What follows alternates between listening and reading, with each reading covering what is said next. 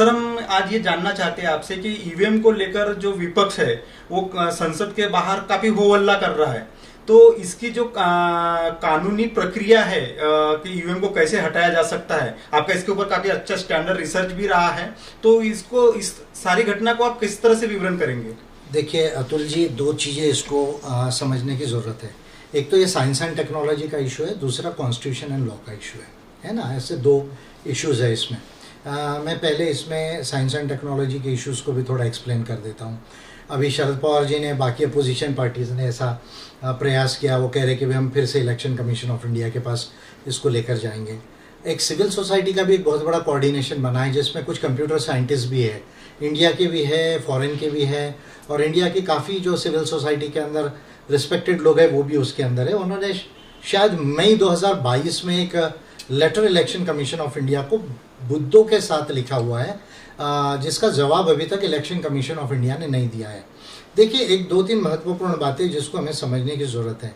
After all it is a computer device. इसको ECIL जो है वो हैदराबाद और BEL जो है वो बेंगलोर, ये दो कंपनीज को ऑर्डर दिया है इलेक्शन कमीशन ऑफ इंडिया ने। उसको पेटेंट्स भी उनके पास है इसका। लेकिन इसका जो माइक्रोचिप है, वो माइक्रोचिप अमेरिका की कोई कंपनी बनाया करती थी। अभी वो किस कंपनी से बना रहे हैं, अभी पेटेंट भी एक्सपायर्ड हुआ ऐसा सुनने में आ रहा है। ये एक महत्वपूर्ण बात है। उस माइक्रोचिप में एक सोर्स कोड होता है, वो सोर्स कोड के ऊपर पूरा मशीन चलता है। वो सोर्स कोड जैसा लिखा जाएगा वैसा उसका रिजल्ट आप एक्चुअल भी ला सकते हैं या मैनिपुलेटेड भी ला सकते हैं। तो महत्वपूर्ण बात यह है कि जब हम रिप्रेजेंटेशन ऑफ पीपल्स एक्ट 1951 को देखते हैं, जब बैलेट के जगह में बैलेट के साथ EVM लाया गया, ये इलेक्शन लॉज है, बैलेट के साथ में पहले बैलेट था, फिर EVM को जोड़ा गया उसमें। अब EVM के अंदर ये जो माइक्रोचिप है, ये माइक्रोचिप का जो सोर्स कोड है, वो source code is very important, और वो सोर्स कोड जैसा लिखा जाएगा वैसा जो है वो नंबर आ सकता है। ये बात बड़ी महत्वपूर्ण है समझने की, पॉइंट नंबर 1। दूसरा जो है, अभी पेपर ट्रेल काउंटिंग के लिए वीवीपैट लाया और इलेक्शन कमीशन ने कहा कि भाई हम 5% गिनेंगे। अब ये जो वीवीपैट है, जो मशीन है, ये it is not a simple printer. अभी आप देखिए, इलेक्शन कमीशन ऑफ इंडिया कहते रहा कि ये स्टैंड अलोन मशीन है, यानी इस चिप को बर्न कर दिया गया है, यानी केवल डेटा एक बार आएगा, एक बार आउट जाएगा, इसको कोई मैनिपुलेट नहीं कर सकता। लेकिन अब ये जो EVM मशीन को वीवीपैट से जोड़ा गया है, तो ये जो है ये मशीन इसको कमांड दे रही है वीवीपैट को, यानी there is some connectivity between the EVM and VVPAT. तो ये जो कनेक्टिविटी है, और वीवीपैट में भी चिप है, वीवीपैट में भी चिप लगा हुआ है, it is not a simple printer. तो इसलिए संभावना यह है कि सोर्स कोड इस चिप में, मशीन के EVM के, और वीवीपैट के अंदर में भी जो चिप लगी हुई है, और इसको कनेक्ट करने वाला जो डिवाइस है, जो कम्युनिकेशन दे रहा है, ये मशीन से लेके वीवीपैट, यहां पर भी मैनिपुलेशंस के सोर्सेस हो सकते हैं। ये एक महत्वपूर्ण इश्यू, यानी इसमें टैंपरिंग का भी संभावना है, इसमें हैकिंग की भी संभावना है, या स्प्यूरियस वोट इंजेक्शन जिसको कहा जाता है, वो भी करने की संभावना है। Technically it is very much possible.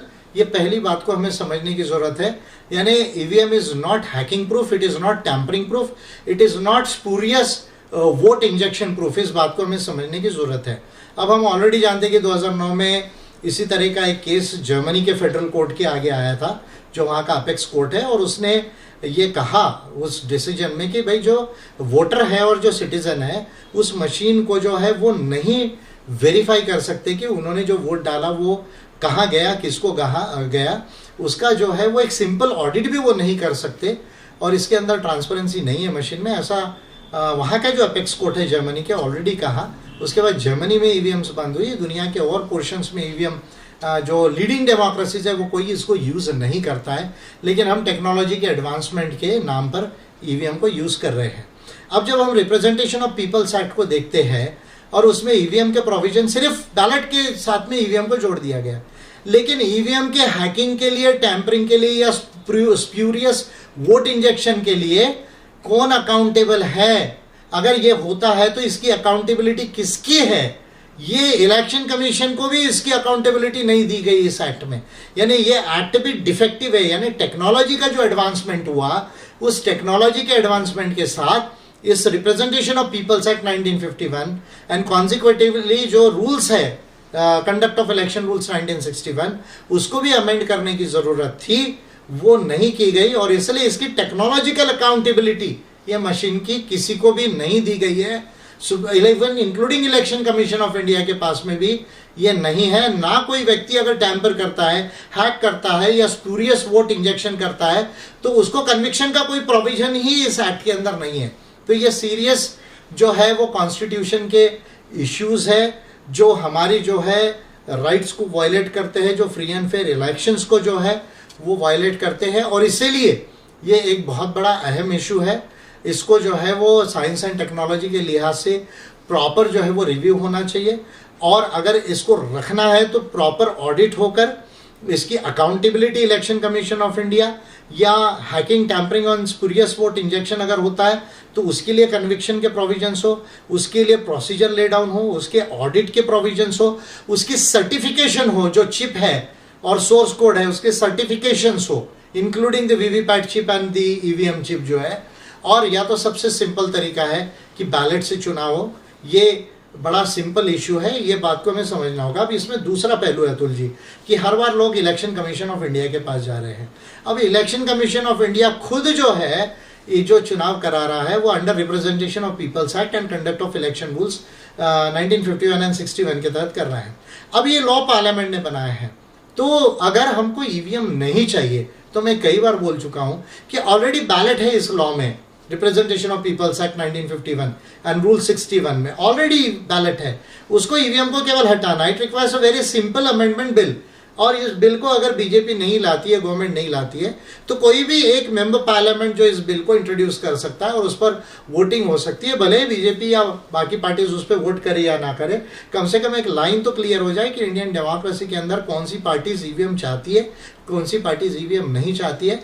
तो जितनी अपोजिशन के पार्टीज जो बार बार इलेक्शन कमीशन ऑफ इंडिया के पास जा रहे हैं, मैं ये कहूंगा कि वो पार्लियामेंट में इस अमेंडमेंट बिल को इंट्रोड्यूस करें और उनके अंदर मैं समझता हूं कि जानकार लोग हैं जो इस छोटे सिंपल अमेंडमेंट बिल को बना सकते हैं। और अगर कोई नहीं बनाता है तो मेरे लिए एक सप्ताह का भी काम नहीं है, टाइपिंग का पोर्शन छोड़कर मैं उस बिल को बनाकर दे सकता हूं और मेरा नाम हटा के किसी भी एमपी का नाम लिखकर दे सकता हूं और इस तरह से ये बिल इंट्रोड्यूस किया जा सकता है पार्लियामेंट के अंदर।